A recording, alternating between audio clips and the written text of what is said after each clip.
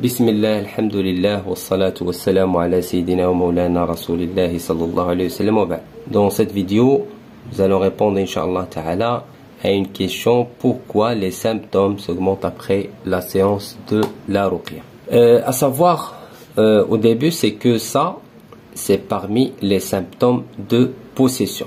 Si vous remarquez que les symptômes s'augmentent automatiquement après la séance de la ruqya, c'est la possession. Mais il faut faire la distinction entre une possession externe et interne. Parce que cette possession, ça peut être une possession externe, comme ça peut être une possession interne. Comment peut-on faire la distinction entre les deux? C'est à travers les symptômes. Si vous trouvez des blocages dans la vie, partout dans la vie, que ce soit dans la vie du travail, au niveau des études, problèmes de concentration, conflits avec les clients si vous travaillez dans le domaine commercial, les personnes qui crient sur vous pour la moindre des choses, surtout avec les couples, ça signifie qu'il y a une possession externe. Ça veut dire que le djinn, que vous êtes entouré avec des djinns.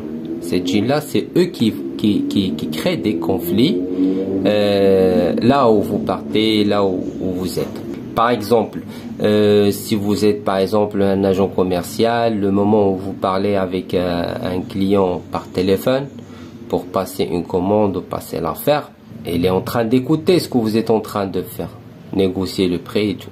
Dès que vous, même si le client il confirme, il dit le oui, dès que vous terminez l'appel, automatiquement le djinn, il va leur créer des conflits, des petits problèmes là pour bloquer l'affaire ou bloquer la commande ou la vente. Aussi pareil pour les femmes qui souhaitent par exemple se marier, ils trouvent la bonne personne, ils sont tranquilles, sans problème, mais dès le moment où ils le rencontrent, tout passe bien. Mais dès qu'ils rentrent chez elle, ils trouvent que la personne, ça change. Ils changent d'avis, change de comportement et tout ça. C'est à cause de djinn. C'est à cause de, ça veut dire c'est une possession. La femme, lorsqu'il lance la ruqya de possession, de sorcellerie, il trouve qu'il n'y a rien. Il n'y a pas de réaction, il n'y a pas de symptômes, il n'y a rien qui se passe dans le corps. Mais il y a toujours le blocage dans la vie, blocage de mariage, blocage de travail et tout. Donc ça veut dire que vous êtes entouré par des djinns. Alors, ça c'est l'exemple de la possession externe. La possession interne, ça donne surtout les problèmes de santé, problèmes d'insomnie, les douleurs dans le corps, pas dans tout le corps, mais sur des côtés bien spécifiques.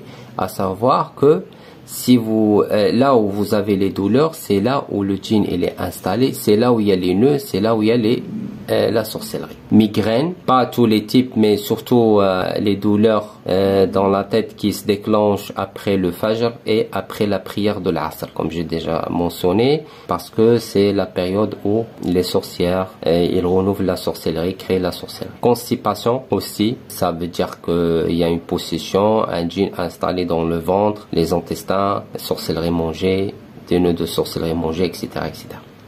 Alors, donc lorsqu'on dit possession interne, ça veut dire le djinn il est installé dans le corps, la partie interne.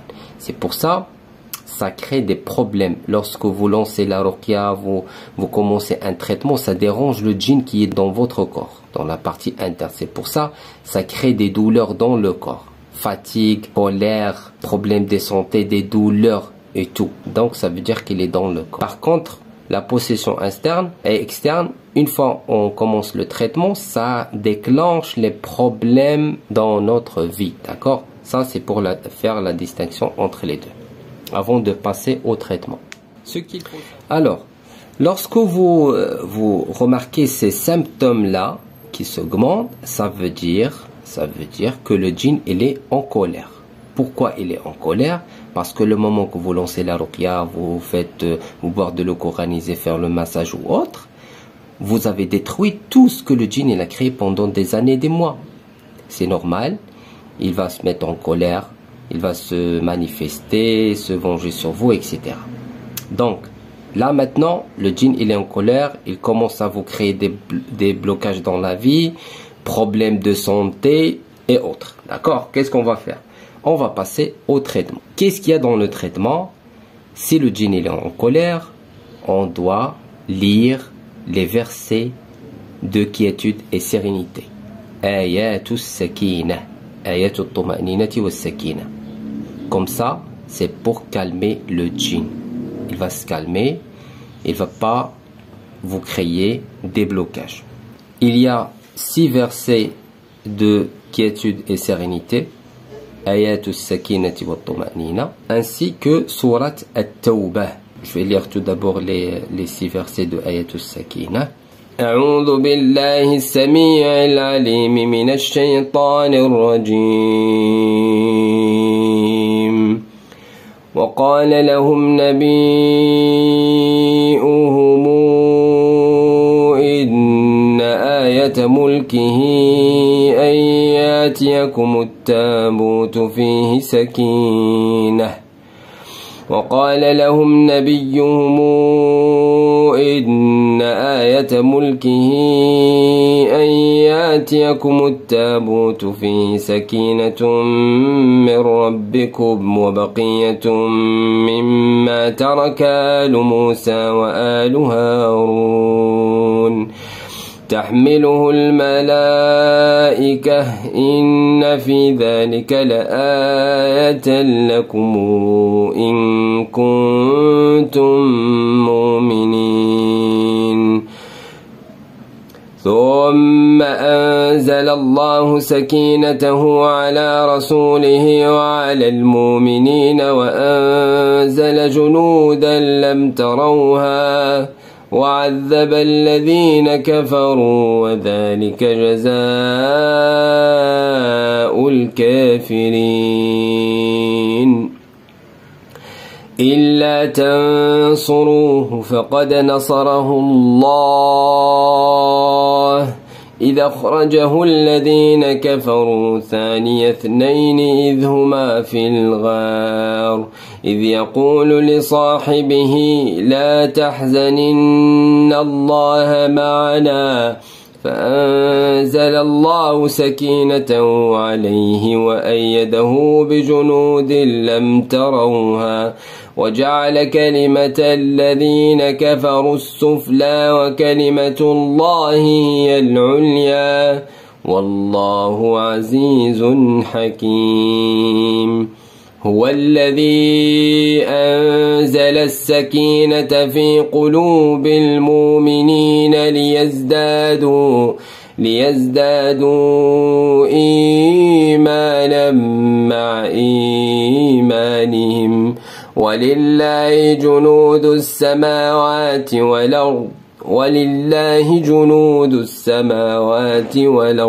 وكان الله عليما حكيما لقد رضي الله عن المؤمنين إذ يبايعونك تحت الشجرة فعلم ما في قلوبهم فأنزل السكينة عليهم وأثابهم فتحا قريبا إذ جعل الذين كفروا في قلوبهم الحمية حمية الجاهلية فأنزل الله سكينته على رسوله وعلى المؤمنين وألزمهم كلمة التقوى وكانوا أحق بها وأهلها وكان الله بكل شيء عليما صدق الله العظيم. Ce sont les 6 versets de Ayatul Sakina. Il y a aussi Ruqya de Ayatul Sakina. On peut l'enregistrer, Inch'Allah, après et la mettre dans notre chaîne, bi'idnillah. On a dit, on lit Ayatul Sakina, les 6 versets de Sakina, ou bien on lit 3 fois Surat At-Tawbah. Surat At-Tawbah parce qu'il contient les versets de la sérénité et tranquillité, quiétude. Aussi, on peut prendre mélange de huile, ou bien l'huile de figel, ou bien l'huile d'olive, et on lit Ayatul Sakina. et on masse le corps. Ça va calmer les djinns qui sont en colère. Ou bien les gens que toujours ils sont en colère, on fait ce traitement-là, il est très efficace. Ça va calmer le djinn qui est en colère. Aussi, on peut prendre l'eau froide et on prend une douche avec l'eau froide et bien sûr l'eau, on va lire sur cette eau-là, on lit les versets de Sakina ou bien Surat At-Tawbah. Aussi, un autre traitement, on prend les feuilles coranisées, que ce soit pour à boire ou bien le lavage, les feuilles coranisées qui contient Ayatul Sakina ainsi que Surat At-Tawbah. Soit on le met pour boire ou pour le lavage. Ça c'est très efficace pour les djinns qui est en colère ou bien les gens qui ont beaucoup de problèmes de santé à cause de djinns et qui sentent que le djinn il bouge dans leur corps partout, des tremblements dans le corps et tout ça. Ça veut dire que le djinn il est en colère, il bouge beaucoup. On fait ce traitement-là, elle est très efficace là pour calmer le djinn en colère. Voilà. Wa sallallahu wa sallam wa baraka ala sayyidina Muhammadin wa alihi walhamdulillahi rabbil alamin.